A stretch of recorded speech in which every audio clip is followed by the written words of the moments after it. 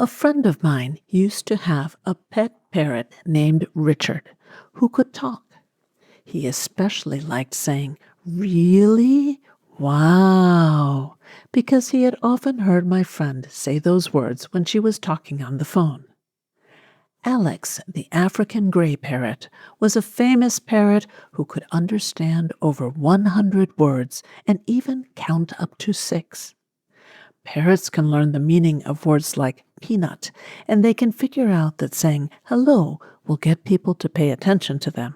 But they can't really have a conversation. A conversation is more than just talking. Stay tuned.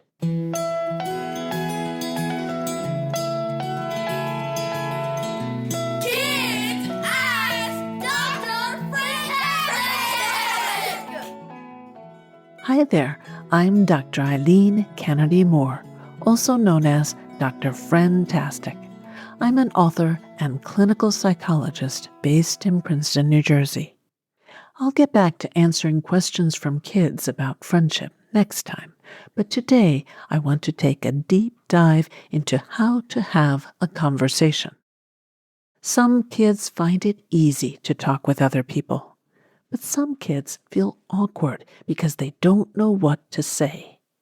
Today, I'm going to give you 5 conversation tips to make it easier for you to chat with others. First, get things started. If you're looking down or looking away, other people might think you don't like them or don't want anything to do with them. So, find your courage and try talking to someone.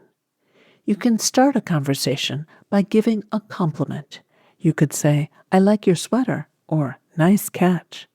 You could also ask a question that begins with how or what, or just comment about a situation or activity you're both in.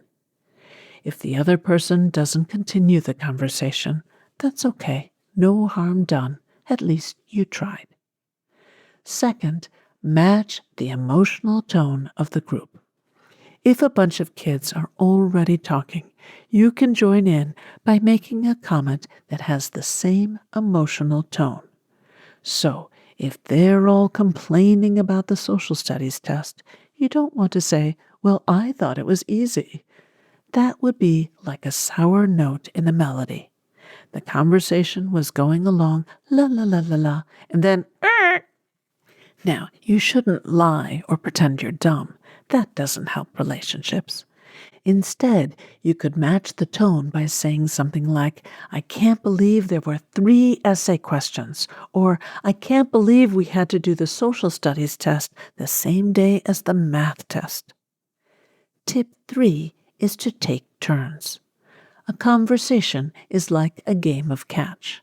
If one person hogs the ball too long, it wrecks the game. So, if you go on and on and on and don't let anyone else have a turn to talk, other people are going to feel annoyed. If the other person is showing they're interested by listening, nodding, or asking questions, you're fine. If they're looking away or seem frustrated or bored, maybe you went on too long. You can change directions by saying, "Well, that's enough about that," or, "Well, you get the idea." Then ask a question to get the other person talking. Tip 4 is to share information that helps the conversation keep going. If someone asks you a "how are you" question, don't give a bland answer like "fine," because there's nowhere to go from there. Instead, you could use the formula great plus 1 fact. The great shows enthusiasm. The 1 fact should be something that creates a picture in the listener's mind. For example, if your aunt asks, "How's school?" you could say, "Great, we're learning about the planets and we're going to go on a field trip to the planetarium." That 1 fact creates a picture in your aunt's mind and offers lots of possibilities for the conversation to continue. If a friend asks, "How was your weekend?" you could say, "Great, my sister and I made cookies." What if your weekend wasn't great? If it's a close friend, you could confide in them about your problems.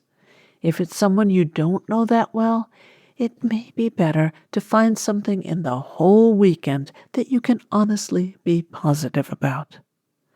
Finally, tip number 5 is to focus on being interested more than interesting.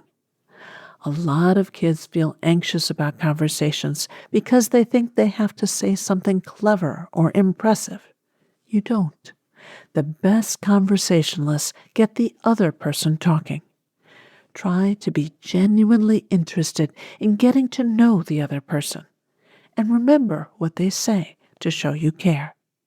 You can even contribute to a conversation without saying a word, just by smiling, nodding, and paying attention.